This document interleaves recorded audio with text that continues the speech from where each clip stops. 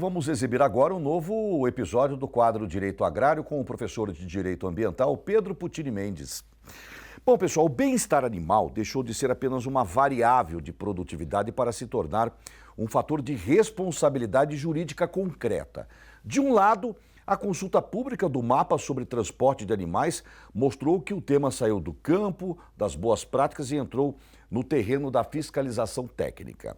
Do outro, os casos de abandono e até mesmo de subnutrição. Agora, um decreto do governo muda de patamar com multa pesada por maus tratos. Os detalhes aqui na tela.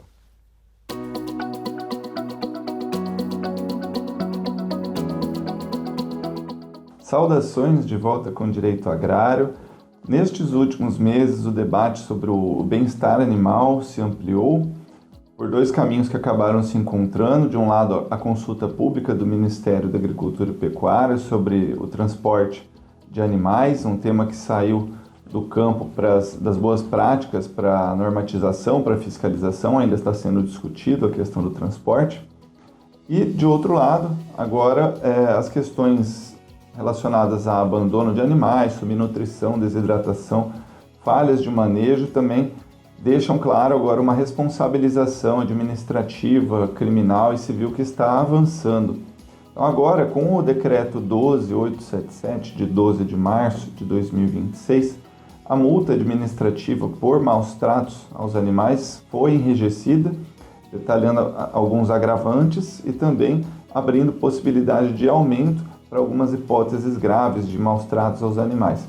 Então esse salto no valor das multas também acontece porque quando a multa é por cabeça, a ocorrência em dezenas ou centenas de animais pode virar um passivo administrativo muito grande.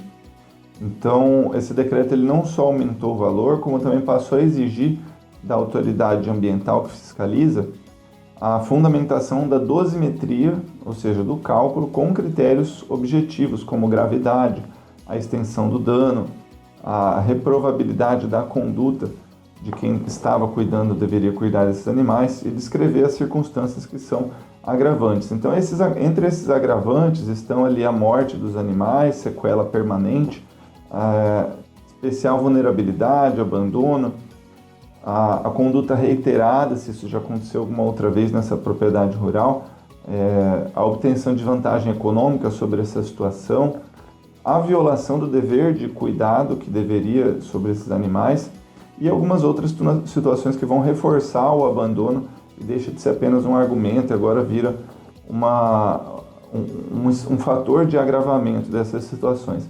E aqui que o produtor rural precisa fazer uma leitura bem realista nas situações que antes eram tratadas só como falha de gestão, como um acaso, né? Ou seja, o rebanho sem água suficiente, falta de pastagem nas secas, uma ausência de resposta rápida numa situação de emergência,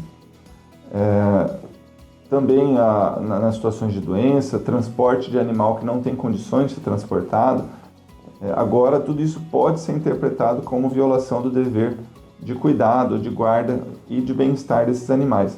Então, a defesa da fiscalização nessas situações, que era baseada só em dificuldade operacional ou evento climático, agora ela perde força se não tiver uma comprovação por meio de laudos e outras situações que podem, atestados de veterinários, que podem trazer essa dúvida, tirar essa dúvida sobre os cuidados ou diligências que o produtor teve a capacidade de manter.